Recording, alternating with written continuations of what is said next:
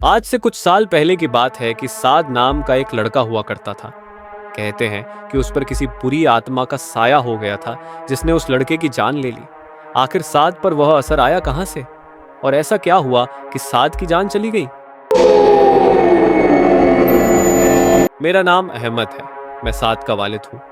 मेरे घर के पीछे एक बहुत पुराना कब्रिस्तान है जो अंग्रेज़ों के ज़माने में बनाया गया था, जिसमें आज भी अंग्रेज़ों की कब्रें मौजूद हैं। मेरे घर के कमरों की खिड़कियाँ इसी कब्रिस्तान की तरफ खुलती हैं और मेरे घर की छत से भी ये खौफनाक कब्रिस्तान साफ नजर आता है। साद के कमरे से भी कब्रिस्तान की तरफ से चलने वाली हवा का गुजर था। रात तकरीबन 2:30 पर साद मामू की तरह पढ़ाई कर रहा है। खिड़की से बाहर झांक कर देखा तो दूर दूर तक किसी का नाम और निशान तक नहीं नजर आ रहा। कब्रिस्तान में एक अजीब सी खामोशी है।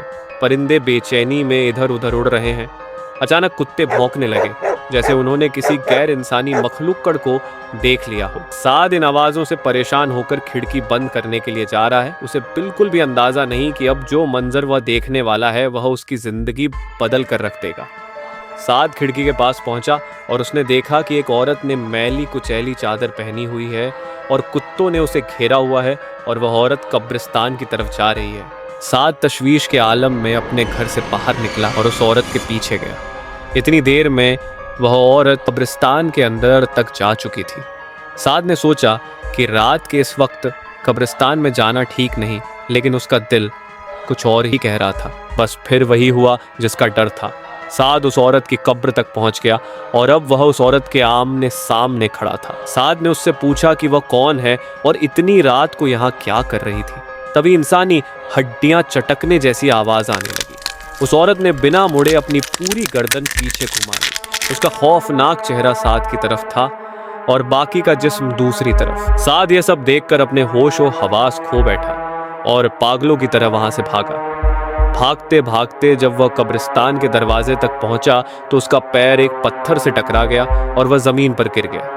सिर पर चोट लगने की वजह से वह वहीं बेहोश हो गया। सुबह हुई तो मैंने अपने बेटे साद को वहां बेहोश पाया। मैं उसे उठाकर जल्दी से घर ले आया। जब होश में आया तो उसने हमें रात को होने वाले हादसे के बारे में बताया। बस उसी दिन से उसकी तबीयत खराब रहने लगी और उसे अजीब से दौरे पड़ने लगे। उसकी रातों की नींद उड़ गई और कहता था कि उसके कमरे की छत से खून टपकता हुआ नजर आता है और वह औरत उसके ख्वाब में आती है, जिसकी वजह से वह डर के मारे सो नहीं पाता। इसी तरह दिन गुजरते गए और फिर एक दिन साद अपने कमरे से बाहर निकला। उसके कपड़े मैले हो रहे थे और हाथों पर नाखूनों के निशान थे। मैं साद की तरफ बढ़ने ही वाला था कि अचानक इंसानी हड्डियां चटकने जैसी आवाज़ आई और साद ने उसी औरत की तरह अपनी गर्दन घुमाई। अब उसकी गर्दन मेरी तरफ थी और उसका जिस्म पीछे की तरफ। अब देखते ही देखते साद की लाश जमीन पर गिरी हुई थी और साद को देखकर उसका बाप भी परेशानी के आलम में जमीन पर गिर गया।